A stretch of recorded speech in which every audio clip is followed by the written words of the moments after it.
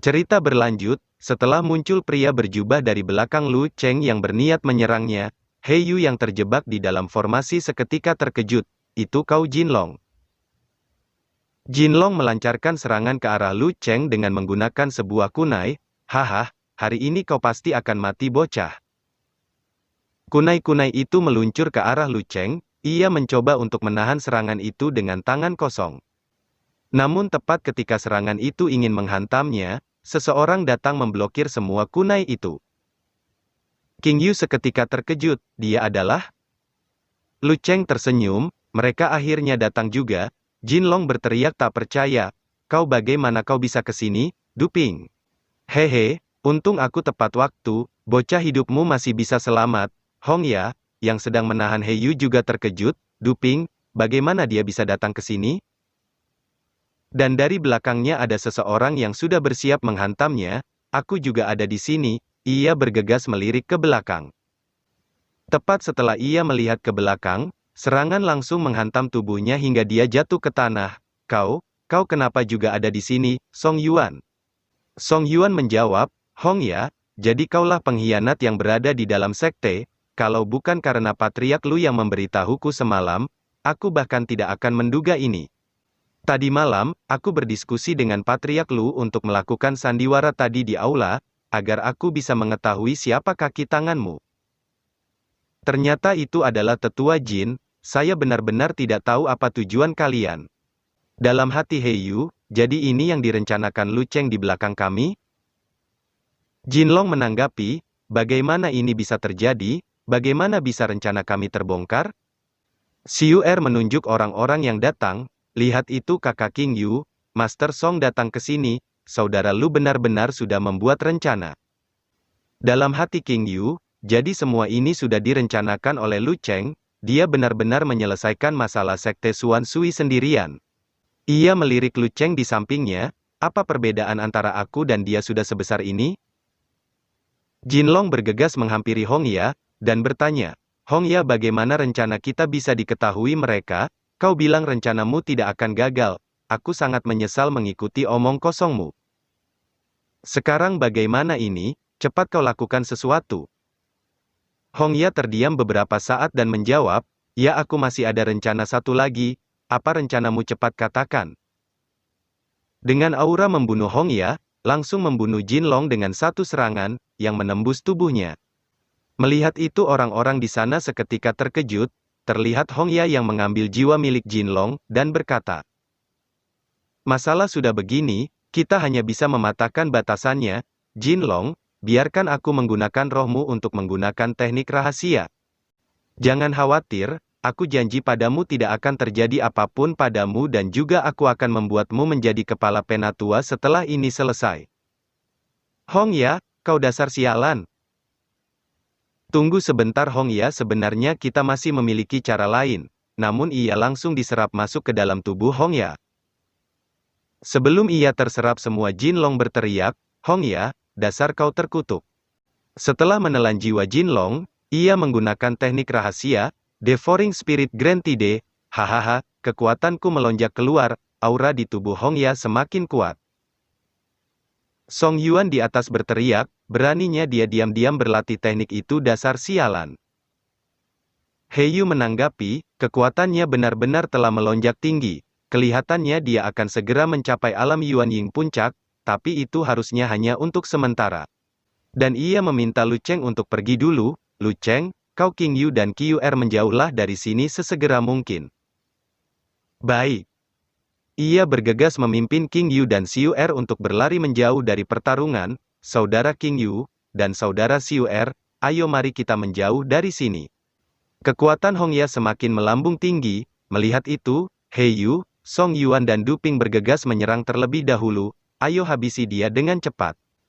Sementara itu Lu Cheng terus membawa, Xiu Er dan King Yu lari menjauh, Xiu Er melihat ke tempat pertarungan tadi, dan berkata, jaraknya sudah cukup jauh seharusnya mereka sudah tidak menyadari. King Yu di sampingnya bertanya, menyadari, apa maksudmu? Ia menjawab, ya, maksudku He Yu sudah tidak bisa menyadari. Dengan wajah bengis Xiu Er berniat menyerang Lu Cheng dari belakang, dan melanjutkan perkataannya, apa yang sedang terjadi di sini? King Yu seketika terkejut, dan bergegas memperingati Lu Cheng, Lu Cheng awas, ia menggunakan tubuhnya untuk melindungi Lu Cheng dari serangan Xiu'er. Lu Cheng berteriak, saudara King Yu, dan bergegas menangkapnya. Xiu'er hanya melihatnya dengan acuh tak acuh, dengan wajah marah ia berteriak, Feng Xiu'er, apa yang kau lakukan? King Yu di pelukan Lu Cheng, merintih kesakitan akibat tebasan pedang milik Xiu'er. Sambil mengamati mereka Xiu'er bertanya, saudara King Yu kau selalu berkelahi dengan Lu Cheng, tetapi pada saat kritis kenapa kau melindunginya? Sambil menahan rasa sakit, King Yu menanggapi, saudara Feng, kenapa kau bisa jadi begini? Apa maksudmu kenapa aku mencoba membunuh Lu Cheng? Tentu saja ini sudah sangat jelas, aku ingin merebutkan gelar Patriark Sekte. Mereka berdua seketika terkejut. Lu Cheng menanggapi, aku tahu kau adalah murid dari Murong Kui, tapi kau tidak perlu melakukan sejauh ini hanya demi keuntungannya. Hehe, demi dia, Xiu'er melancarkan serangan ke arah mereka sambil berteriak, kau salah, semua yang kulakukan ini demi diriku sendiri. Serangan itu mengarah ke Lu Cheng dengan cukup cepat, namun ia masih bisa menghindari serangan itu. Xiu'er terus melanjutkan perkataannya, aku sudah menahan diri selama bertahun-tahun demi posisi pewaris pemimpin baru sekte. Siapa yang menduga kepala sekte akan menemukan murid seperti dirimu, Lu Cheng? Awalnya aku tidak mengerti kenapa pemimpin sekte menerima seorang murid dengan kultivasi standar sepertimu menjadi murid sejatinya. Tapi pada hari kenaikan pemimpin sekte aku baru mengerti. Lu Cheng terus menghindari serangan itu dan bergegas turun ke bawah, diikuti Xiu'er yang terus melancarkan serangan dari belakangnya. Ia meletakkan King Yu di bawah. Saudara King Yu, sembuhkanlah lukamu terlebih dahulu, dan istirahatlah di sini dulu. Setelah itu ia bergegas melesat menuju Xiu'er, meninggalkan King Yu di bawah. Dengan menggunakan sebuah hammer ia berniat beradu serangan dengan Xiu'er. Serangan mereka saling berbenturan, Xiu'er tertawa licik, hehe, apa kau mulai cemas setelah aku bilang mengetahui rahasiamu? Ia dengan mudah menghempaskan Lu Cheng ke belakang, yang membuat ia seketika terkejut, level kultivasimu berada di tahap Advanced Foundation Building. Itu benar, makanya aku bilang kultivasimu itu hanya standar. Ia melancarkan serangan ke arah Lu Cheng, aku sudah menahan diri selama 10 tahun, tadinya aku ingin menunjukkan kekuatanku setelah kenaikan Master Sekte, untuk bertarung merebutkan posisinya. Tapi tak kusangka kau akan ikut campur dalam pemilihan patriark baru. Serangannya meluncur ke arah Lu Cheng, hari ini aku akan membunuhmu dasar penghalangku.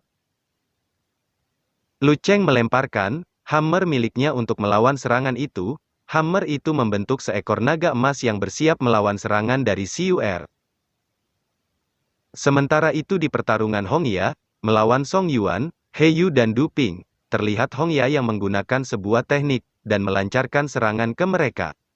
Hingga menimbulkan sebuah ledakan, setelah melakukan serangan itu Hongya sangat kelelahan.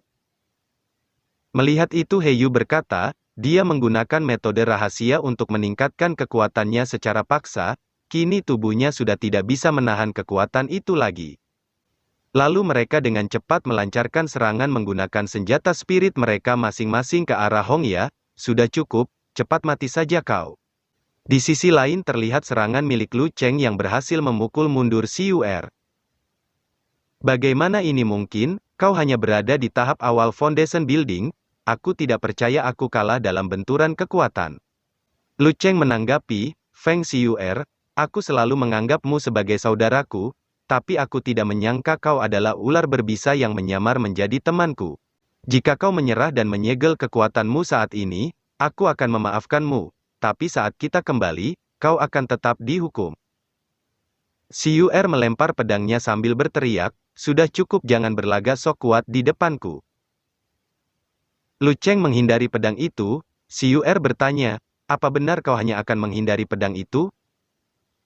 Lu Cheng seketika terkejut, dan bergegas mengejar pedang itu yang mengarah ke King Yu di bawah. Ia dengan sekuat tenaga mencoba menangkap pedang itu, sedangkan King Yu hanya bisa pasrah karena tubuhnya sangat lemah, usai terkena serangan Feng Xiu'er sebelumnya. Lu Cheng mempercepat pergerakannya dengan menggunakan seluruh kekuatannya, dan tepat ketika pedang itu ingin mengenai King Yu, ia berhasil menangkapnya. Ia berdiri di depan King Yu, "Jangan cemas, aku tidak apa-apa." King Yu berteriak memperingatinya, "Lu Cheng, awas di belakangmu."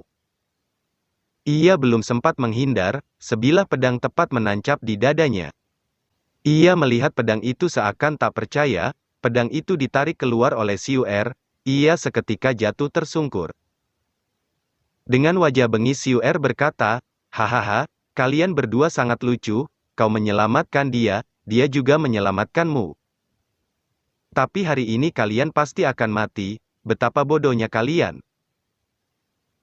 Lu Cheng tersungkur di tanah dengan darah yang menetes dari tubuhnya. Ia berkata, "Feng Xiu Er, aku tidak menyangka kau begitu keji." Feng Xiu Er menginjak tubuh Lu Cheng yang tersungkur itu, "Apa kau masih bisa berbicara?" Sambil mengingat kenangan ketika dia dijadikan alat untuk naik ke alam atas, Lu Cheng berkata, "Hari itu aku tahu kau mengamatiku, dan saat aku bertemu denganmu malam itu, aku tahu ada sesuatu yang mencurigakan, tapi aku tidak menyangka sifat aslimu seperti ini." Xiu Er menanggapinya dengan tertawa, "Hahaha, itu benar, tapi aku tidak memberitahu siapapun tentang kekuatanmu. Lagi pula jika Murong Kui mengetahui kemampuanmu, aku tahu dia akan memanfaatkanmu, yang mana itu berdampak buruk untukku." Ia berniat membunuh Lu Cheng dengan pedangnya. "Selamat tinggal saudara Lu, aku pasti akan merindukanmu." Namun terlihat dari sampingnya ada sebuah resonansi serangan yang menuju ke arahnya. Ia menyadari ada bahaya yang menuju ke arahnya. Tepat ketika ia melirik ke samping, sebuah serangan langsung menghantam tubuhnya, hingga terpental cukup jauh. Dan seseorang datang menghampiri Lu Cheng yang tersungkur itu. Orang yang menyerang tadi adalah Hong Ya. "Lu Cheng, cepat ikut denganku." Lu Cheng tak bisa berkutik. "Hong Ya, itu kau?" Ia diseret pergi. "Bangun, jangan berpura-pura mati." King Yu juga tak bisa membantu karena tubuhnya sendiri juga terluka. He Yu dan yang lainnya bergegas menuju ke arah mereka. "Hong Ya, cepat berhenti kau." Namun ia dengan cepat pergi membawa kabur Lu Cheng. Mereka bertiga datang terlambat. King Yu berteriak, "Master He, Lu Cheng telah dibawa pergi, cepat selamatkan dia." He Yu mengamati arah perginya Hong Ya. Song Yuan di sampingnya berkata, "Sial, aku lengah dan dia berhasil kabur sekarang." Xiu Er yang terkena serangan Hong Ya tadi, seketika terkapar pingsan. He Yu berjalan pergi, "Master Song, melindungi Lu Cheng adalah tugasku. Aku akan mengejarnya sendiri, tolong jaga murid-murid saya."